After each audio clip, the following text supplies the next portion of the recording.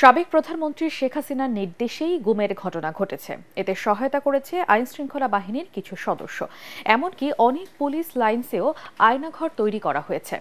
তদন্তে এসব তথ্য পেয়েছে গুম সংক্রান্ত ইনকোয়ারি কমিশন। কমিশন চেয়ারম্যান জানান, ভারতের বিভিন্ন কারাগারে 1067 জন বন্দী আছে।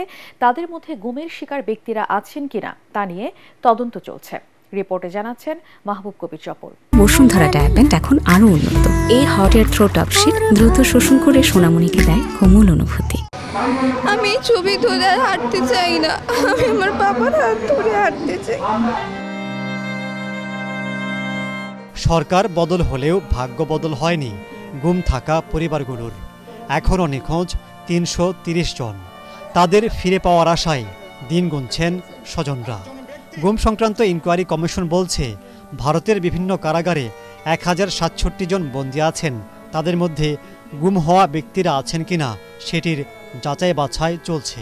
পররাষ্ট্র মন্ত্রণালয়ের মাধ্যমে ভারতের বিভিন্ন কারাগারে গত 2-2.5 বৎসরে আটক 1067 জন বাংলাদেশির নাম ঠিকানা সহ একটি তালিকা পাওয়া গেছে। প্রাপ্ত তালিকায় গুমের শিকার কোনো ব্যক্তির নাম আছে কিনা তার অনুসন্ধান চলমান। কমিশন বলছে, সাবেক প্রধানমন্ত্রী শেখ হাসিনার নির্দেশেই গুমের ঘটনা ঘটেছে, যাতে সহায়তা করেছে আইনশৃঙ্খলা বাহিনীর সদস্যরা।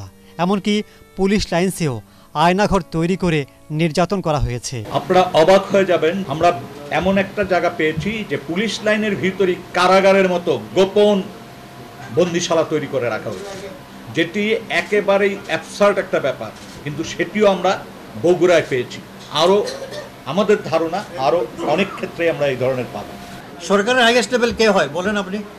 সরকারের যে প্রধান, সে তো হাইয়েস্ট লেভেল। এখন আছেন ইন্টারিম গভর্নমেন্টের প্রধানকে, আমাদের মাননীয় চিফ উপদেষ্টা ডক্টর ইউনূস। তো উনি সরকারের প্রধান না?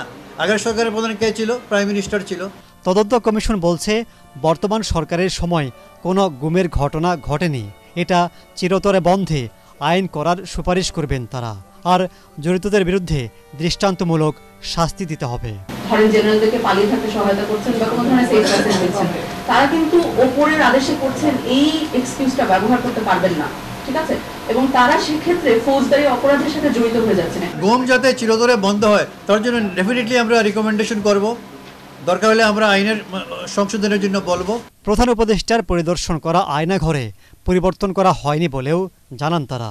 ডিসেম্বরের মধ্যে চূড়ান্ত প্রতিবেদন দাখিল করবে কমিশন। মাহবুব কবির চপল, এটিএন বাংলা, ঢাকা।